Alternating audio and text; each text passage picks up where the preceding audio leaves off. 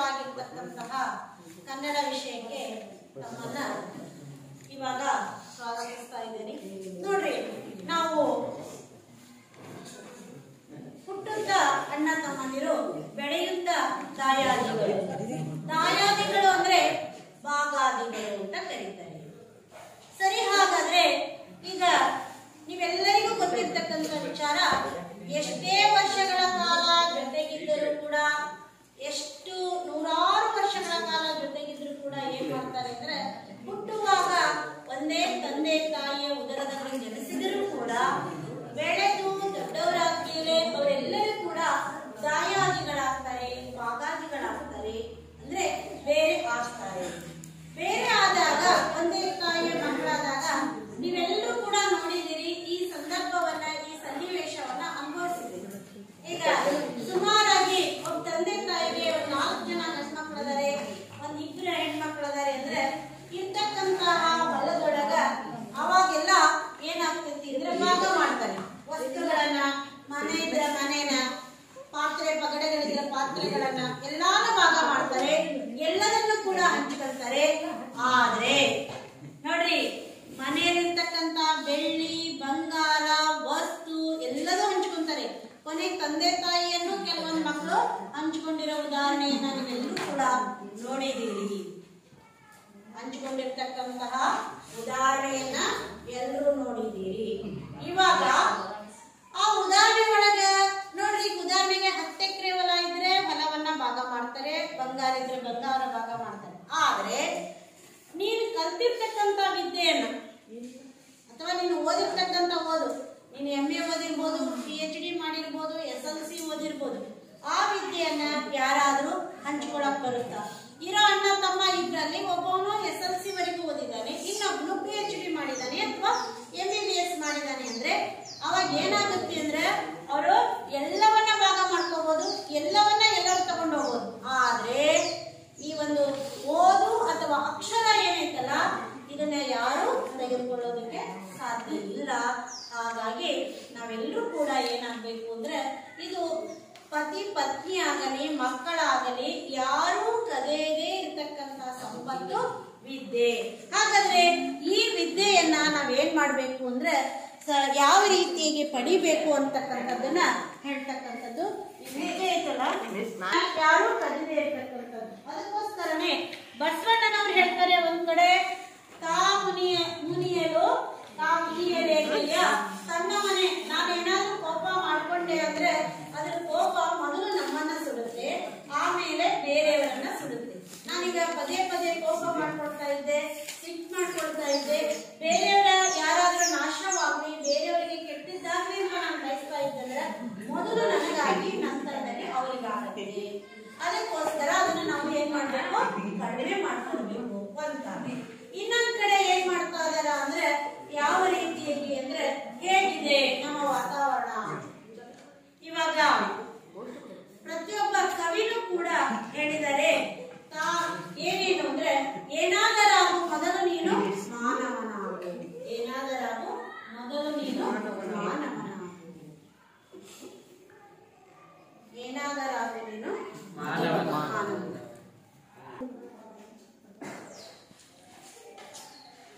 ಯಾವ ರೀತಿಯಾಗಿ ಅಂದ್ರೆ, ಹೇಗೆ ನಾವೆಲ್ಲರೂ ಕೂಡ ಒಬ್ಬೊಬ್ಬ ಕವಿ ಒಂದೊಂದು ರೀತಿಯಾಗಿ ಹೇಳಿರ್ತಕ್ಕಂತಹ ಒಂದು ವಿಚಾರವನ್ನ ನಾವಿವಾಗ ಸರಸವೇ ಜೀವನ ವಿರಸವೇ ಮರಣ ಅಂತ ಕೂಡ ಹೇಳಿರ್ತಕ್ಕಂಥದ್ದು. ನಂತರದಲ್ಲಿ ಇವಾಗ ನೋಡ್ರಿ, ಎದೆಗೆ ಬಿದ್ದ ಬೀಜ ಭೂಮಿಗೆ ಬಿದ್ದ, ಎದೆಗೆ ಬಿದ್ದ ಅಕ್ಷರ ಭೂಮಿಗೆ ಬಿದ್ದ ಬೀಜ ಯಾವತ್ತೂ ಕೂಡ ಸುಳ್ಳಾಗಲ್ಲ ಅಂತ ಹೇಳಿರುವ ಕವಿ ಯಾರು ಹೇಳಿದಿರಲ್ವಾ? ದೇವನೂರು ಮಹಾದೇವ. ಸರಿ, ಹಾಗಾದ್ರೆ ಇವರು ದೇವನೂರು ಮಹಾದೇವ ಕವಿಯವರು ಏನಪ್ಪಾ ಅಂದ್ರೆ ಯಾವ ರೀತಿ ಹೇಳಿದ್ರು ಅಂದ್ರೆ, ಎದೆಗೆ ಬಿದ್ದ ಅಕ್ಷರವಾಗಲಿ, ಭೂಮಿಗೆ ಬಿದ್ದ ಬೀಜವಾಗಲಿ ಯಾವತ್ತು ಇವತ್ತಲ್ಲ ಅಂದ್ರೆ ನಾಳೆನೂ ಕೂಡ ಫಲ ಹೊಟ್ಟೆ ಕೊಡುತ್ತೆ. ಹಾಗಾದ್ರೆ ಇವರು ಕತೆ ಬರೆಯೋದಕ್ಕೆ ಸ್ಫೂರ್ತಿ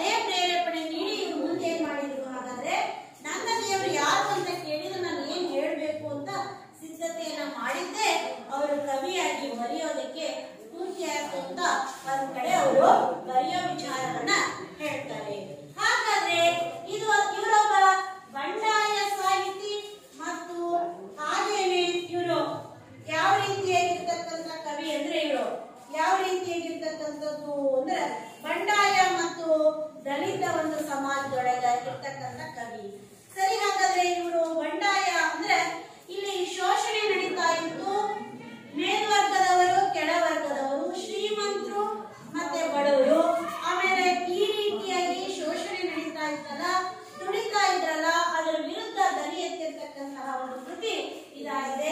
ಅದಕ್ಕೋಸ್ಕರನೇ ಅವರು ಒಂದ್ ಕಡೆ ಹೇಳ್ತಾ ಇದಾರ, ಹೇಗೆ ಬಿಡಿ ಲೇಖನ ಇವ್ರು ಬಂದಿರ್ತಕ್ಕಂಥದ್ದು ಅಂತ ಹೇಳುವ ಪೂರ್ವದಲ್ಲಿ ಅವರು ಏಕ ಬಿಡಿ ಲೇಖನ ಅಂದ್ರೆ ಇದ್ದಿರ್ತಕ್ಕಂತಹ ಒಂದು ಸಾಹಿತ್ಯದ ವಿಚಾರಕ್ಕೆ ಹೋದಾಗ ಅವರು ಆ ಒಂದು ಏನೀಗ ಸತ್ಯವಾದ ವಿಚಾರಗಳಿರ್ತಾವ, ವರದಕ್ಷಿಣೆ, ನಿರುದ್ಯೋಗ, ಆಮೇಲೆ ಸಮಾಜದಲ್ಲಿರ್ತಕ್ಕಂಥ ಇವುಗಳನ್ನ ನೇರವಾಗಿ ಅವುಗಳಿಗೆ ಸ್ಪಂದಿಸದೆ ಅವುಗಳನ್ನ ಏನ್ ಮಾಡ್ತಕ್ಕಂಥದ್ದು ಸತ್ಯಾಸತ್ಯತೆಯನ್ನ ಪರೀಕ್ಷಿಸಿ ನಂತರದಲ್ಲಿ ಅದೇನ್ ಮಾಡ್ತಕ್ಕಂಥದ್ದಪ್ಪ ಅಂದ್ರೆ ಅದಕ್ಕೆ ಸರಿಯಾದ ರೂಪವನ್ನ ಕೊಡೋದಕ್ಕೆ ಏನಂತ ಕರೀತಾರೆ ಅಂದ್ರೆ ನಿರುದ್ಯೋಗ, ಬಡತನ ಇವುಗಳನ್ನ ಅದಕ್ಕೆ ಬಿಡಿ ಲೇಖನಗಳು, ವೈಚಾರಿಕ ಲೇಖನಗಳು ಅಂತಕ್ಕಂಥದ್ದನ್ನ ಇವ್ರು ಬರೆದ್ರು.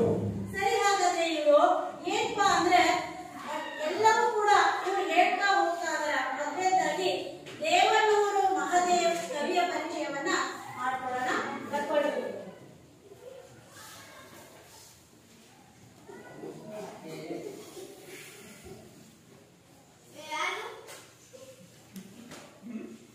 ಲೇಖಕರು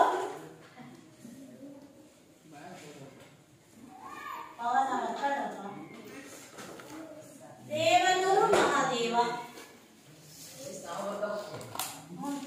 ಅಲ್ಲೇ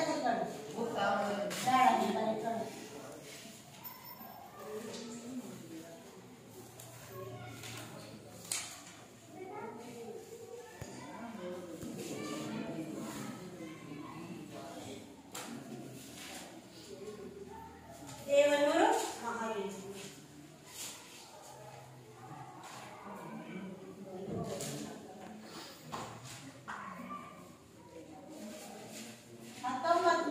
ಮಹಾದೇವ. ಇವರ ಜನ್ಮಸ್ಥಳ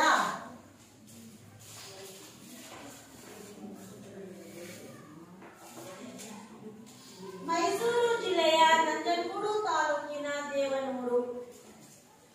ಮೈಸೂರು ಜಿಲ್ಲೆಯ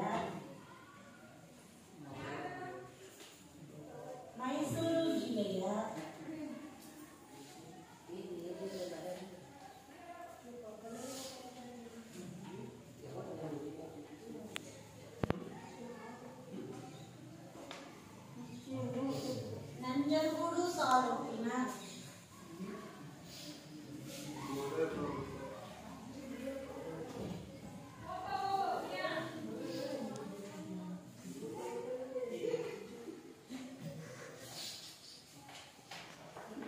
ದೇವನೂರು.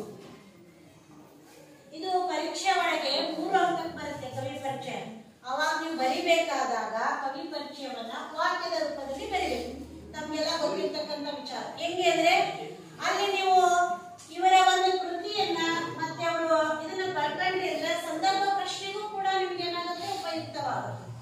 ಬರೆಯುವಾಗ ಕವಿ ಪರಿಚಯವನ್ನ ಇದನ್ನೇ ಏನ್ ಮಾಡ್ಬೇಕು ವಾಕ್ಯದ ರೂಪದಲ್ಲಿ ಬರ್ಕೋಬೇಕು. ನಂತರದಲ್ಲಿ ಇವರ ಕೃತಿಗಳು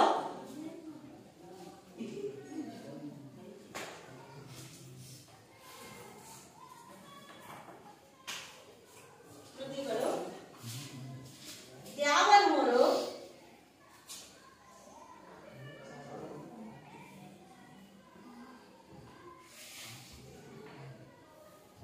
ವಡಲಾಳ,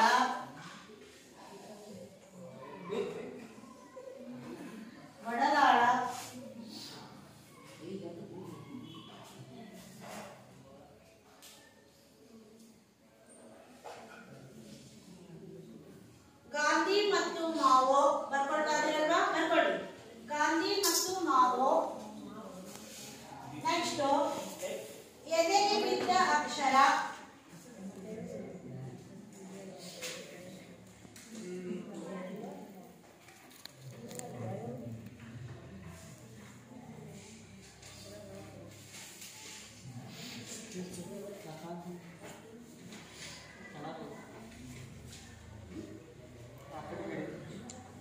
ಎದೆಗೆ ಬಿದ್ದ ಅಕ್ಷರ.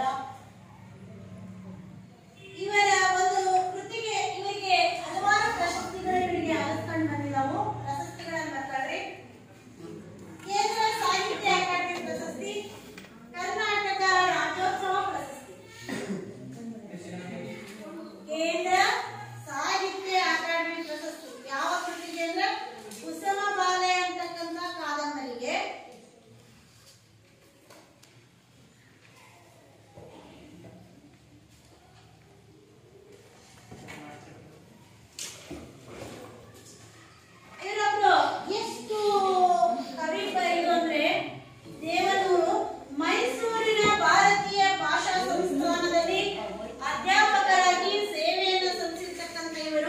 ಬಂಡಾಯ ಮತ್ತು ದಲಿತ ಸಾಹಿತ್ಯದಲ್ಲಿ ಪ್ರಮುಖರಾಗಿದ್ದಾರೆ.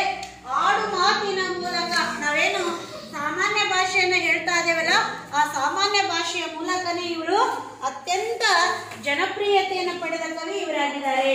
ಹಾಗಾದ್ರೆ ಪ್ರಶಸ್ತಿಗಳನ್ನು ತಗೊಂಡ್ರಲ್ವಾ? ಅವರಿಗೆ ಕೇಂದ್ರ ಸಾಹಿತ್ಯ ಅಕಾಡೆಮಿ ಪ್ರಶಸ್ತಿ. ಆನಂತರದಲ್ಲಿ ಏನಪ್ಪಾ ಅಂದ್ರೆ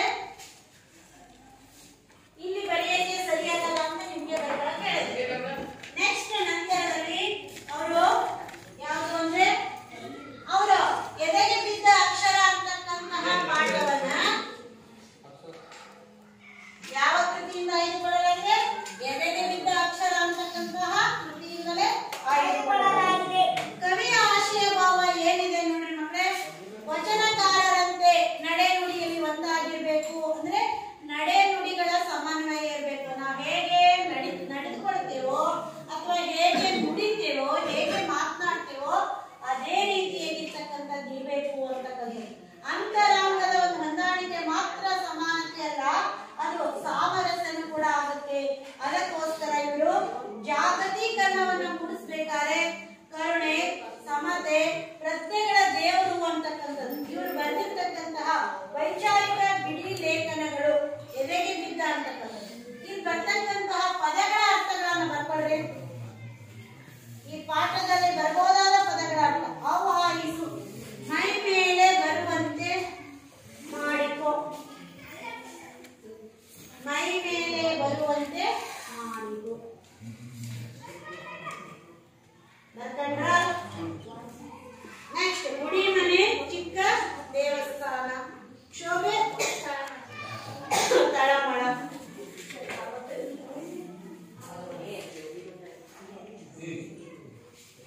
ಈಗ ನೋಡ್ರಿ, ಪ್ರವೇಶ, ಶಿಕ್ಷಣ, ವಿಜ್ಞಾನ ಪುಸ್ತಕವನ್ನ ತೆರೀರಿ.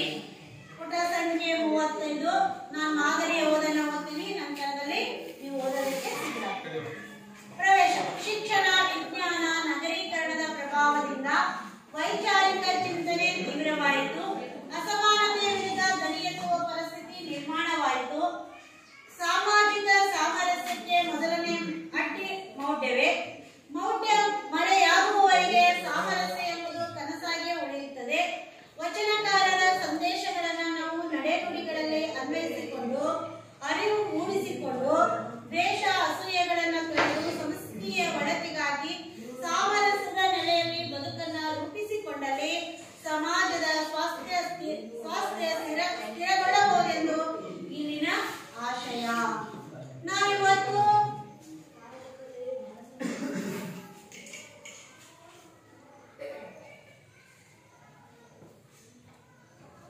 ಏನ್ ಮಾಡ್ತಾ ಇದ್ದೀವಿ ಅಂದ್ರೆ, ಸಮಾಜದೊಳಗೆ ಶಿಕ್ಷಣ, ಆನಂತರದಲ್ಲಿ ದೇವನೂರವರು ಲೇಖನ ಬರೆಯಲಿಕ್ಕೆ ಕಾರಣವಾದ ಒಂದು ಕಥೆ ಇದೆ. ಅವಾಗ ಆಗ್ಲೇ ಹೇಳಿ, ದೇವನೂರವರು ಕತೆ ಬರಿಬೇಕು ಅನ್ನೋ ಪ್ರೇರೇಪಣೆ ಏನ್ ಕಾರಣಪ್ಪ ಅಂದ್ರೆ, ಹೇಗೆ ಒಂದು ಆ ರಾಜ್ಯದ ಒಂದು ಪತ್ರಿಕೆಯವರು ಏನ್ ಮಾಡಿದ್ರು ಅಂದ್ರೆ, ಒಂದು ಅಡ್ವರ್ಟೈಸ್ಮೆಂಟ್ ಅಥವಾ ಜಾಹೀರಾತನ್ನ ಪ್ರಕಟಪಡಿಸಿದ್ರು. ನನ್ನ ದೇವರು ಅನ್ನುವ ಶೀರ್ಷಿಕೆ ಅಡಿಯಲ್ಲಿ ಕವನಗಳನ್ನ ರಚನೆ ಮಾಡಿ ಅಥವಾ ಲೇಖನಗಳನ್ನ ಹೇಳ್ತಾ ಬರ್ರಿ ಅಂತ ರಾಜ್ಯದ ಎಲ್ಲ ಮೂಲಗಳಲ್ಲಿರ್ತಕ್ಕಂತಹ ಎಲ್ಲ ಸಾಹಿತಿಗಳನ್ನ ಕೇಳ್ತಾ ಬಂದ್ರು. ಇವರು ಕೂಡ ದೇವರವರು ಏನ್ ತಿಳ್ಕೊಂಡಿದ್ರು ಅಂದ್ರೆ, ನನ್ನನ್ನು ಕೂಡ ಕೇಳಬಹುದೇನೋ ಅನ್ನೋ ಅರ್ಥದೊಳಗ ಇವರು ಕೂಡ ಬರೆದು ಸಿದ್ಧವಾಗಿ ಇಟ್ಕೊಂಡಿದ್ರು. ಆದ್ರೆ ಯಾವ ಪತ್ರಿಕೆಯವರು ಕೂಡ ಅವರನ್ನ ಕೇಳಿಲ್ಲ ಅಂತಕ್ಕಂಥದ್ದು. ಆ ಕಾರಣಕ್ಕಾಗಿ ಅವ್ರು ಏನ್ ಮಾಡ್ತಾರೆ ಅಂದ್ರೆ, ಈ ಒಂದು ಲೇಖನವನ್ನ, ನಾನು ಪಾಠವನ್ನ ಬರಿತಾ ಇದ್ದೀನಿ ಅಥವಾ ನನ್ನ ದೇವರು ಯಾರು ಅಂತ ಮೊದಲ ಪ್ರಶ್ನೆ ಬಂದಾಗಲೇ ಮೊದಲ ಬಾರಿಗೆ ನೆನಪಾದದ್ದು ಕವಿ ಯಾರು? ಸಿದ್ಲಿಂಗಯ್ಯನವರು ಹೇಳಿರೋ ಕಥೆ. ಹಾಗಾದ್ರೆ ಇಲ್ಲಿ ಎದೆಗೆ ಬಿದ್ದಿರ್ತಕ್ಕಂಥ ಅಕ್ಷರಗಳಾಗಲಿ, ಭೂಮಿಗೆ ಬಿದ್ದಿರ್ತಕ್ಕಂತಹ ಬೀಜವಾಗಲಿ ಇಂದಲ್ಲ ನಾಳೆ ಫಲವನ್ನ ಕೊಟ್ಟೆ ಕೊಟ್ಟವು. ಅಂದ್ರೆ ನಾವು ಇವತ್ತಿನ ದಿನ ಓದಿರ್ತಕ್ಕಂತಹ 2 ಅಕ್ಷರಗಳು ಅಥವಾ 4 ಅಕ್ಷರಗಳು ಆಡು ಮಾತಿನಲ್ಲಿ ಹೇಳ್ತಾರೆ, ಎದೆ ಸಿಳಿದ 4 ಅಕ್ಷರ ಇಲ್ಲ ಅಂತ. ಅಂದ್ರೆ ಎದೆ ಸಿಳಿದ ಯಾರು ಇರಕ್ ಸಾಧ್ಯನೇ ಇಲ್ಲ. ಅಂದ್ರೆ ಆ ಎದೆಯನ್ನ ಬಗೆದರೂ ಕೂಡ 4 ಅಕ್ಷರಗಳು ಇಲ್ಲ ಅಂತಕ್ಕಂಥ ಅರ್ಥದಲ್ಲಿ ಹೇಳ್ತಾರೆ. ಅದಕ್ಕೆ ಯಾವತ್ತೂ ಕೂಡ ನಾವು ಕಲ್ತಿರ್ತಕ್ಕಂಥ ಅಕ್ಷರಗಳ ಜ್ಞಾನ ಐತಲ್ಲ, ಅದು ಇವತ್ತು ಬರದೇ ಇರ್ಬೋದು, ಅದು ಮುಂದೆ ಸ್ವಲ್ಪ ದೀರ್ಘಾವಧಿ ಫಲ ಕೊಡುತ್ತೆ. ಓದು ಅಥವಾ ಅಕ್ಷರ ತಡವಾಗಿ ಅದ್ರ ಫಲ ಕೊಡುತ್ತೆ, ಅದ್ರ ಫಲ ಕೊಟ್ಟೆ ಕೊಡುತ್ತೆ. ಹಾಗೇನೆ ಅನಂತರದಲ್ಲಿ ಭೂಮಿಗೆ ಬಿದ್ದಿರ್ತಕ್ಕಂಥ ಬೀಜ, ನಾವು ಈ ವರ್ಷ ಒಬ್ಬ ರೈತ ಬೀಜವನ್ನು ಹಾಕಿದ, ಅನಿವಾರ್ಯ ಕಾರಣಗಳಿಂದ ಅದು ಮಳೆ ತಡವಾಗಿ ಆಗಿನೋ ಅಥವಾ ಮಳೆ ಹೆಚ್ಚಿಗೆ ಆಗಿನೋ ಅಥವಾ ಭೂಮಿ ಒಳಗೆ ಬೀಜ ಹೋಗಿರೋದ್ರಿಂದ ಅದು ಈ ವರ್ಷ ಹುಟ್ಟದೇ ಇರ್ಬೋದು. ಹಾಗಂತ ಬೀಜ ಆಗದೆ ಇರಲ್ಲ. ಮುಂದಿನ ವರ್ಷಕ್ಕೆ ನೋಡ್ರಿ, ಕೆಲವೊಂದು ಹೊಲೆಗಳಲ್ಲಿ ನೀವೆಲ್ಲ ರೈತರ ಮಕ್ಕಳೇ ಆಗಿರೋದ್ರಿಂದ ನಿಮ್ಗೆಲ್ಲ ಗಮನಿಸ್ರಿ, ಶೇಂಗಾ ಬಿತ್ತಿದ್ರೆ ಮುಂದಿನ ವರ್ಷ ಎಷ್ಟೋ ಆ ಹೊಲದೊಳಗೆ ಶೇಂಗಾ ಮತ್ತೆ ನೀವು ಹಾಕದೆ ಹೋದ್ರೆ ಹುಟ್ಟಿರ್ತದೆ. ಹೋದ ವರ್ಷ ನೀವು ಯಾವ ಬೆಳೆಯನ್ನ ಬಿತ್ತಿರ್ತೀರೋ ಆ ಕಾಳುಗಳೇನ್ ಬಿದ್ದಿರ್ತಾವಲ್ಲ ಅವನ್ ನೀವೇನು ಹಾಕಿರಂಗಿಲ್ಲ, ರೈತ ಏನು ಹಾಕಿರಲ್ಲ. ಆದರೂ ಕೂಡ ಏನಾಗಿರ್ತಾವ ಅಂದ್ರೆ ಯಾವತ್ತೂ ಕೂಡ ಅದು ಭೂಮಿಗೆ ಬಿದ್ದಿರ್ತಕ್ಕಂಥ ಬೀಜ ಇಂದಲ್ಲ ನಾಳೆ ಅದರ ಫಲ ಕೊಟ್ಟೆ ಕೊಡುತ್ತೆ ಅನ್ನೋದಕ್ಕೆ ಇಲ್ಲಿ ಯಾರು ಅಂದ್ರೆ ಯಾವ ರೀತಿಯಾಗಿ ಭೂಮಿಗೆ ಬಿದ್ದಿರ್ತಕ್ಕಂಥದ್ದು. ಇನ್ನೊಂದು ಮೂಡ್ನಾಕೂಡ ಚಿನ್ನಸ್ವಾಮಿ ಅವರು ಒಂದು ಹಾಡನ್ನ ಹೇಳಿದ್ದಾರೆ. ಏನಪ್ಪಾ ಅಂದ್ರೆ ಯಾವ ರೀತಿಯಾಗಿ ನಾನಂತೂ ಮರವಾಗಿದ್ರೆ ಏನ್ ಮಾಡ್ತಾ ಇರ್ಲಿಲ್ಲ ಅಂದ್ರೆ ಇರ್ಲಿಲ್ಲಂತೆ, ಹಕ್ಕಿ ಗೂಡು ಕಟ್ಟುವ ಮುನ್ನ ಕೇಳುತ್ತಿರ್ಲಿಲ್ಲ ಯಾವ ಕಾಲ ಬಿಸಿಲು ನನ್ನನ್ನ ಅಪ್ಪಿಕೊಂಡಾಗ ನೆರಳಿಗೆ ಆಗುತ್ತಿರ್ಲಿಲ್ಲ, ಮೈಲಿಗೆ ತಂಬೆಲ್ಲರ ಕೂಡ ಅಂದ್ರೆ ಅದು ಕೇಳುತ್ತಿರ್ಲಿಲ್ಲಂತೆ ನಾನೊಂದು ಮರವಾಗಿದ್ರೆ. ಮೂಡ್ನಾಕೂಡು ಯಾವ ಒಂದು ಹಾಡನ್ನ ನೋಡ್ರಿ. ಈಗ ನಾವೇನ್ ಮಾಡ್ತೀವಿ, ಯಾರಾದ್ರೂ ಅತಿಥಿಗಳ ಮನೆಗೆ ಬಂದ ತಕ್ಷಣ ನಿಮ್ ಮನೆಯಲ್ಲಿ ಇರ್ತಕ್ಕಂಥ ಹಿರಿಯ ಜೀವ ಎಷ್ಟ್ ಚೆನ್ನಾಗಿ ನಮ್ ಜಾತಿಯನ್ನ ಕೇಳುತ್ತೆ ಅಂದ್ರೆ ನೀವೆಲ್ಲ ಗಮನಿಸಿರ್ಬೋದು. ಈಗ ನೀವ್ ಯಾರೋ ನಿಮ್ ಸ್ನೇಹಿತರನ್ನ ನಿಮ್ ಮನೆ ಕರ್ಕೊಂಡು ಹೋಗಿರ್ತೀರಿ, ಕರ್ಕೊಂಡು ಹೋದ ತಕ್ಷಣ ಸ್ನೇಹಿತರು ನಿಮ್ಮ ಮನೆಯಲ್ಲಿ ಇರ್ತಕ್ಕಂಥ ನಿಮ್ ತಂದೆ ತಾಯಿ ಕೇಳದೆ ಇರ್ಬೋದು, ವಯಸ್ಸಾಗಿರ್ತಕ್ಕಂಥ ಅಜ್ಜ ಅಜ್ಜಿ ಅಥವಾ ಯಾರು ಇಲ್ಲ ಅಂದ್ರೆ ನಿಮ್ ಮನೆಯಾಗ ಇರ್ತಕ್ಕಂಥ ದೊಡ್ಡಪ್ಪ ಚಿಕ್ಕಪ್ಪ ಯಾರೇ ಆಗ್ಲಿ, ಆದ್ರೆ ವಯಸ್ಸಾದವರಂತೂ ಇದ್ರ ಬಗ್ಗೆ ಎಷ್ಟಂತ ಕೇಳ್ತಾರ, ಯಾರ ಮನೆ ಹುಡುಕ್ತಾಯಿ ನೀನು, ಯಾರ ಮನೆ ಹುಡುಕ್ತಾಯಿ ಅಂತಂದ್ರೆ ಕೇಳಾದ್ಮೇಲೆ ಇಂಥವ್ರ ಮನೆ, ಹೌದಾ ನೀನ್ ಹಾಗಾದ್ರೆ ಅವ್ರ ಮಗನಾ, ಹೌದಾ ಹಂಗಾರೆ ನೀನ್ ನಮ್ಮವನೇ ಬಾ ಅಂತ ಅವಾಗ ಏನ್ ಮಾಡ್ತಾರೆ, ಒಂದೇ ಆದಾಗ ಬೇಗ ಕರೀತಾರೆ, ಓ ಅವನ್ ಮಗನಾ ಹಂಗಾರ ಅಂತ. ಈ ರೀತಿಯಾಗೆಲ್ಲ ನಿಮ್ಮ ಮನೆಗಳಲ್ಲಿ ಪ್ರತಿ ನೀವು ಕರ್ಕೊಂಡು ಹೋದಾಗ್ಲೆಲ್ಲ ಅವನೇ ಕೊಡ ಕರ್ಕೊಂಡ್ ಬಂದಿದ್ದಿ, ಅವನೇ ಬರೋ ಕುಂದಿರ್ಸಿದಿ, ಈ ಪ್ರಶ್ನೆಗಳು ನಿಮ್ಗೆ ಉದ್ಭವ ಆಗಿರ್ತವೆ. ಇಲ್ಲಿ ಒಂದು ಈ ರೀತಿ ಇವಾಗ ಜಾತೀಯತೆ ಬಗ್ಗೆ ಹೇಳ್ತಕ್ಕಂಥ ಇಲ್ಲಿ ಕವಿ ಸಿದ್ದಯ್ಯನವರಿಗೆ ಒಂದು ಕತೆ ಹೇಳಿರೋ ನೆನಪು ಯಾರಿಗೆ ನೆನಪಾಗೈತಿ ಅಂದ್ರೆ ದೇವನೂರು ಮಹಾದೇವನವರಿಗೆ ನೆನಪಾಗಿದೆ. ಏನಪ್ಪಾ, ಮನೆ ಮಂಚಮ್ಮನ ಕತೆ. ಏನ್ ಮನೆ ಮಂಚಮ್ಮನ ಕತೆ? ನಾನು ಮಾದರಿಯ ಓದನ್ನ ಓದ್ತೀನಿ, ನೀವು ಕೂಡ ಅನಂತರದಲ್ಲಿ ಓದಿ. ಭೂಮಿಗೆ ಬಿದ್ದ ಬೀಜ, ಎದೆಗೆ ಬಿದ್ದ ಅಕ್ಷರ, ಇಂದಲ ನಾಳೆ ಫಲ ಕೊಡುವುದು. ಕವಿ ಸಿದ್ದಲಿಂಗಯ್ಯ ನನಗೆ ಹೇಳಿದ ಕಥೆಯಲ್ಲಿ ಮನೆ ಮಂಚಮ್ಮ ಎಂಬ ಗ್ರಾಮ ದೇವತೆ ಒಳಗಿನಿಂದ ದೇವರು ಒಳಮೂಡುತ್ತದೆ.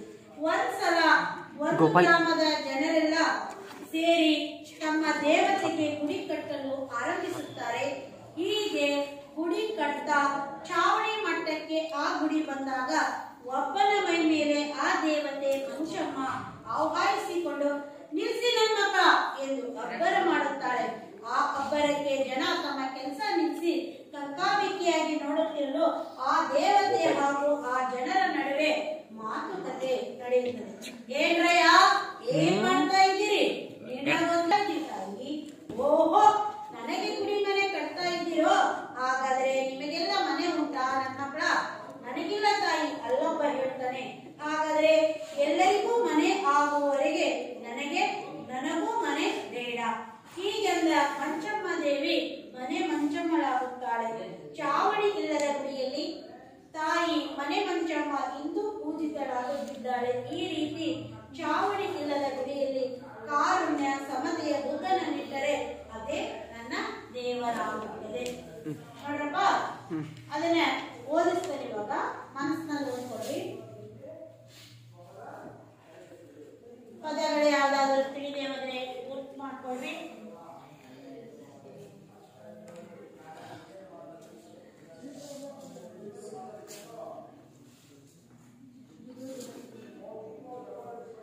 ಯಾರು ರೆಡಿ ಇರ್ತೀವಿ ನೋಡಿ, ಲಿಂಗರಾಜನ, ಗಣೇಶನ.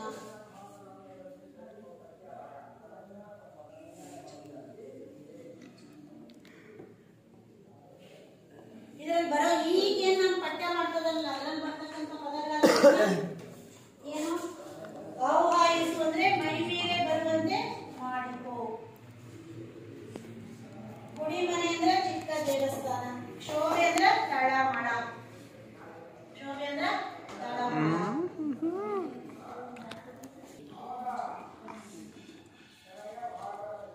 ಅಂಜಲಿ ಹೋದಮ್ಮ. Next Ganesha ready. ಮಂಜುನಾಥ ರವಿ.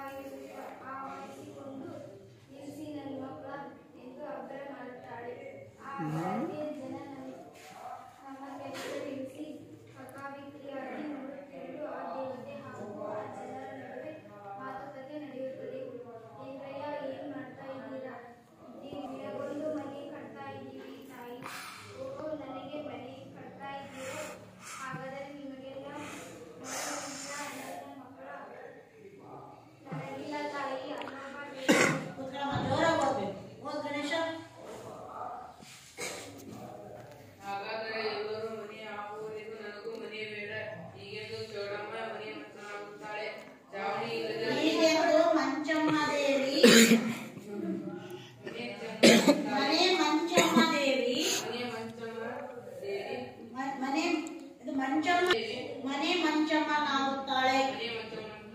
ಚಾವಣಿ ಇಲ್ಲದೆ ಗುಡಿಯಲ್ಲಿ ತಾಯಿ ಮನೆ ಮಂಚಮ್ಮ ಇಂದು ಪೂಜೆ ತಾಳೆ. ಈ ರೀತಿ ಚಾವಣಿ ಕಾರುಣ್ಯ ಸೇತು ಕಾರುಣ್ಯ ಸಮತೆಯ ಬುದ್ಧನನ್ನು ಇಟ್ಟರೆ ಅದೇ ನನ್ನ ದೇವರಾಗುತ್ತದೆ.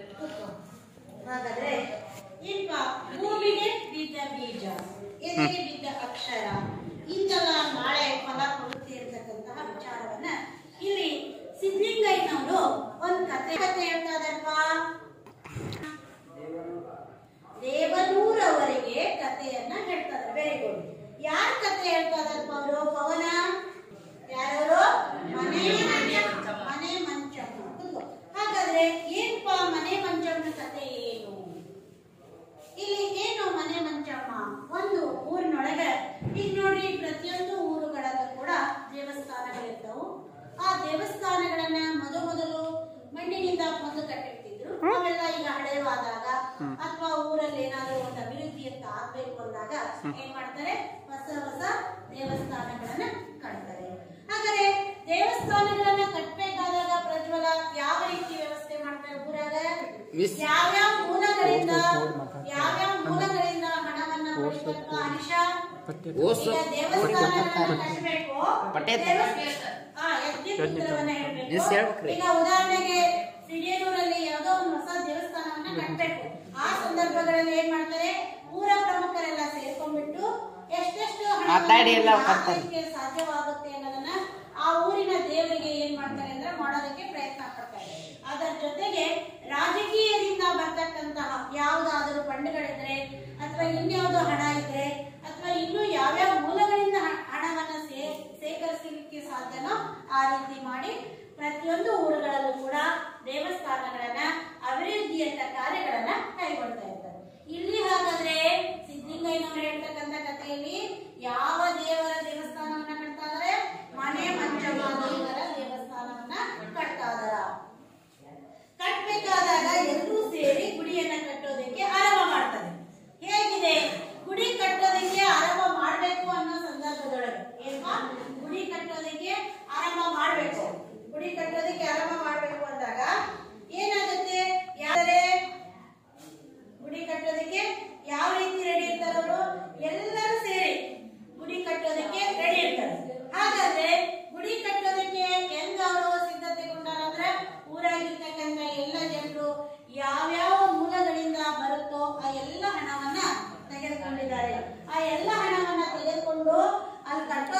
ಪ್ರಾರಂಭ ಮಾಡಿದರೆ, ಕಟ್ಟೋದಕ್ಕೆ ಪ್ರಾರಂಭ ಮಾಡಿದಾಗ ಆ ಒಂದು ಸಂದರ್ಭದಲ್ಲಿ ದೇವತೆ ಆಗ್ಲೇ ದೇವಸ್ಥಾನವನ್ನ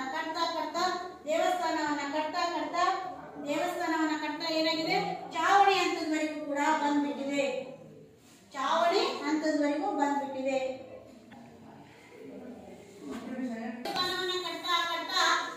ಗೋಡೆಗಳೆಲ್ಲ ಹೆಂಗಾಗಿದವು ಅಂದ್ರೆ ಈ ಹಂತದವರೆಗೂ ಏನಾಗ್ತಾ ಇದೆ, ಅಲ್ಲಲ್ಲೇ ಈ ತರ ದೇವಸ್ಥಾನದ ಒಂದು ಇದು ಪ್ರಾರಂಭವಾಗಿದೆ.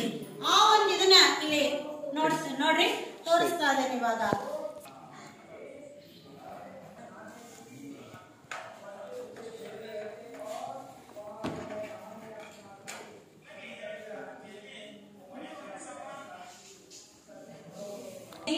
ಏನ್ ಸಂದರ್ಭ ಬಂತು, ದೇವಸ್ಥಾನವನ್ನ ಕಟ್ಟೋದಕ್ಕೆ ನೋಡಿ ಸಿದ್ಧಿಂಗಯ್ಯ ಕವಿ ಹಾಗೂ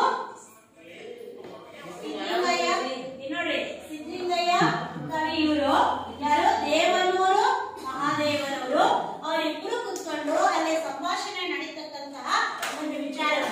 ಈಗ ನೋಡ್ರಿ ದೇವಸ್ಥಾನವನ್ನ ಕಟ್ತಾ ಇದಾರ. ಆ ಒಂದು ಸಂದರ್ಭದೊಳಗ ಅಲ್ಲೇನಾಗುತ್ತೆ ಅಂದ್ರೆ ಅಲ್ಲಿ ಕಟ್ತಾ ಇದಾರ, ಹೌದಾ, ಅದು ಕಟ್ತಾ ಇದಾರೆ. ಅಲ್ಲಿ ಕಟ್ತಾ ಇರ್ಬೇಕಾದ್ರೆ ಕಟ್ಟತಕ್ಕಂಥ ಕಾರ್ಯ ನಡೀತಾ ಇದೆ. ಎಲ್ಲಿವರೆಗೂ ನಡೀತಾ ಇದೆ, ಚಾವಣಿಯನ್ನು ಹಾಕಿಲ್ಲ, ಮೇಲ್ಚಾವಣಿಯನ್ನು ಹಾಕಿಲ್ಲ, ಆ ಒಂದು ಹಂತವನ್ನ ತಲುಪಿದೆ.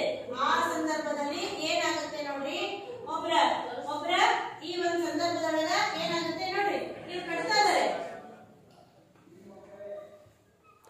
ನೋಡ್ರಿ ಯಾವ ರೀತಿ, ಈ ರೀತಿಯಾಗಿ ಚಾವಣಿ ಹಂತದವರೆಗೂ ಎಲ್ಲ ಕಡೆನೂ ಕೂಡ ಏನಾಗಿದೆ ಅಂದ್ರೆ ದೇವಸ್ಥಾನಕ್ಕೆ ಯಾವುದು ಮನೆ ಮಂಚಮ್ಮ ದೇವಿಯ ದೇವಸ್ಥಾನವನ್ನ ಕಟ್ಟೋದಕ್ಕೆ ಸಿದ್ಧತೆಯನ್ನ ಮಾಡಿದ್ದಾರೆ ಮಕ್ಕಳ. ಇಲ್ಲಿವರೆಗೂ ಬಂದ್ಬಿಟ್ಟಿದೆ. ಬಂದಾಗ ಏನಾಗ್ತಾ ಇದೆ ಅಂದ್ರೆ ನೋಡ್ರಿ ಈ ಹಂತದವರೆಗೂ ಏನಾಗಿದೆ ಅಂದ್ರೆ ಬಂದ್ಬಿಟ್ಟಿದೆ. ಚಾವಣಿ ಇಲ್ಲದ ಒಂದು ಆ ಹಂತದವರೆಗೂ ಬಂದಿದೆ. ಬಂದಾಗ ಒಂದು ಘಟನೆ ಸಂಭವಿಸುತ್ತೆ. ಏನಾಗುತ್ತೆ ಅಂದ್ರೆ ಅಲ್ಲಿರ್ತಕ್ಕಂತಹ ಒಂದು ಒಬ್ಬ ಏನ್ ಕಟ್ತಾ ಇದ್ರಲ್ಲ, ಆ ಸಂದರ್ಭದಲ್ಲಿ ಒಬ್ಬರ ಮೈ ಮೇಲೆ ದೇವಿ ಅವಮಾನ ಆಗ್ತಾಳೆ. ದೇವಿ ಅಲ್ಲಿ ಬಂದ್ಬಿಟ್ಟು ಏನ್ ಹೇಳ್ತಾಳೆ ನೋಡ್ರಿ,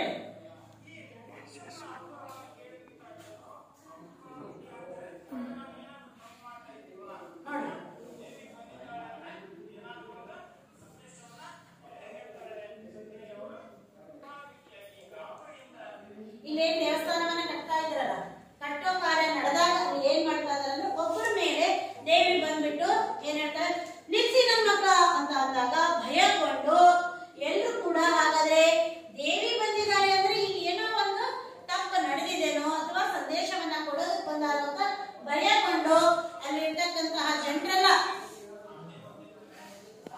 ಮಾತುಕತೆ ಇಲ್ಲಿದೆ ನೋಡಿ. ಏನ್ ನೋಡ್ರಿ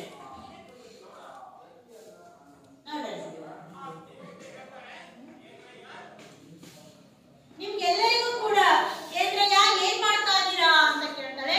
ಅವಾಗ ಅವ್ರು ಅಲ್ಲಿರೋರೊಬ್ರು ಹೇಳ್ತಾ ಇದ್ರ, ನಿನಗೊಂದು ಗುಡಿ ಮನೆ ಕಟ್ತಾ ಇದೆ ತಾಯಿ, ನಿನಗ ಗುಡಿ ಕಟ್ತಾ ಇದೇವಿ. ಏನು ನನಗ್ ಗುಡಿ ಕಟ್ತಾ ಇದೀರೋ?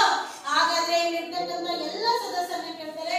ಎಲ್ಲ ಸದಸ್ಯರಿಗೂ ನಿಮ್ಗೆ ಒಂದೊಂದು ನಿಮ್ಗ ಎಲ್ಲರಿಗೂ ಕೂಡ ಮನೆಗಳದಾವ, ಎಲ್ಲರಿಗೂ ಕೂಡ ನಿಮ್ಗ ಮನೆಗಳದಾವ ಅನ್ನೋ ಪ್ರಶ್ನೆಯನ್ನ ಕೇಳ್ತಾರೆ. ಮಕ್ಕಳ ಎಲ್ಲರಿಗೂ ನಿಮ್ಗೆ ಒಂದೊಂದು ಮನೆಗಳದಾವ?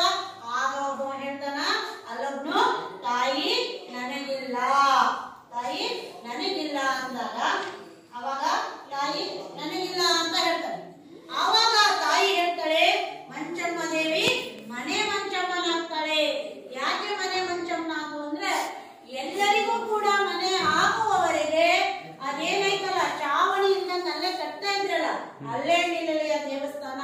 ಇಲ್ಲಿರ್ತಕ್ಕಂಥ ಪ್ರತಿಯೊಬ್ಬ ಊರಿನಲ್ಲಿರ್ತಕ್ಕಂಥವ್ರಿಗೆ ಪ್ರತಿಯೊಬ್ಬರಿಗೂ ಮನೆ ಆದ ಮೇಲೆ ನನಗೇನ್ ಮಾಡ್ಬೇಕು, ನೀವು ದೇವಸ್ಥಾನವನ್ನ ಕಟ್ಟಬೇಕು. ಸಾಧ್ಯನಾ ಇದು ಮಕ್ಕಳೇ, ವಿದ್ಯಾರ್ಥಿಗಳೇ? ಸಾಧ್ಯನಾ? ಇಲ್ಲ. ಯಾಕಾಗಲ್ಲ ಅಂದ್ರೆ ಈ ವರ್ಷ ಯಾರೋ ಒಂದು ಈ ಇಡೀ ಸಿರಿಯನೂರಾಗ ಯಾರೋ 2 ಫ್ಯಾಮಿಲಿಗಳು ಅಥವಾ ಇನ್ನೇ 2 ಕುಟುಂಬಗಳು ಬೇರೆ ಆಗ್ಬಿಡ್ತಾವ. ಬೇರೆ ಆದಾಗ ಅವ್ರಿಗೆ ಮನೆ ಇರಲ್ಲ ತಾತ್ಕಾಲಿಕವಾಗಿ. ಈ ವರ್ಷದವ್ರಿಗೆ ಮುಂದಿನ ವರ್ಷ ಮನೆ ಇಲ್ಲ ಅಂದ ತಕ್ಷಣ ಕಟ್ಕೊಳಕ್ ಆಗಲ್ಲ. ಮನೆ ಕಟ್ಟುವುದು ಸಾಮಾನ್ಯವಾದ ಕೆಲಸ. ಅವ್ರದ್ದೇನೋ ಸಮಸ್ಯೆ ಸ್ಥಿತಿವಂತರಿದ್ರು ಮುಗಿತು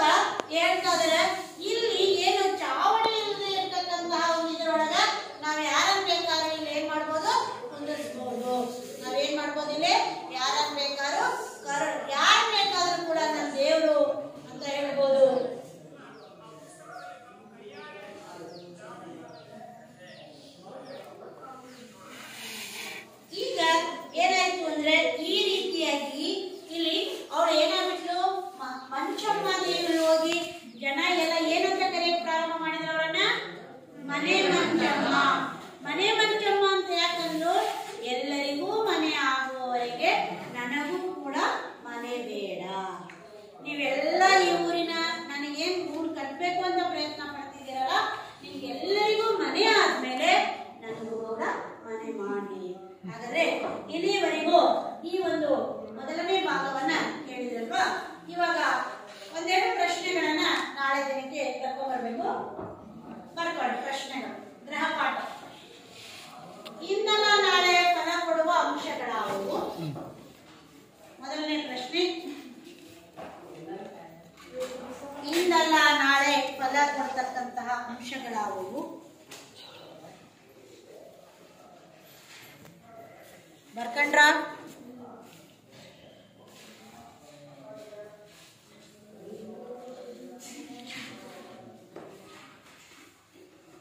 ಬರ್ಕೊಳ್ತಾ ಇದ್ದೀರಾ?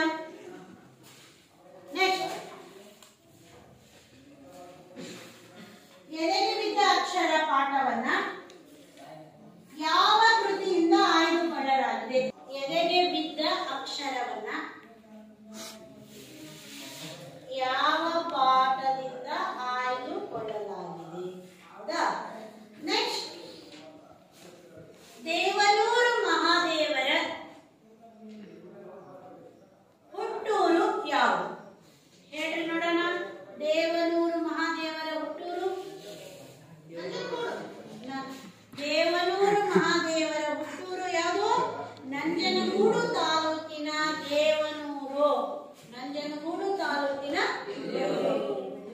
ಸರಿ, ಹಾಗಾದ್ರೆ ಕುಸುಮ ಬಾಲೆ ಅಂತಕ್ಕಂಥ ಒಂದು ಕೃತಿಗೆ, ದೇವನೂರರ ಕುಸುಮ ಬಾಲೆ ಅಂತಕ್ಕಂಥ ಕೃತಿಗೆ ಯಾವ ಪ್ರಶಸ್ತಿ ಸಿಕ್ಕಿದೆ? ಬರ್ಕೊಂಡ್ಬರ್ಬೇಕು. ನಾಳೆ ದಿನ ಬರ್ಬೇಕಾದ್ರೆ ಈ ಒಂದು ಗೃಹ ಪಾಠವನ್ನ ಮಾಡ್ಕೊಂಡು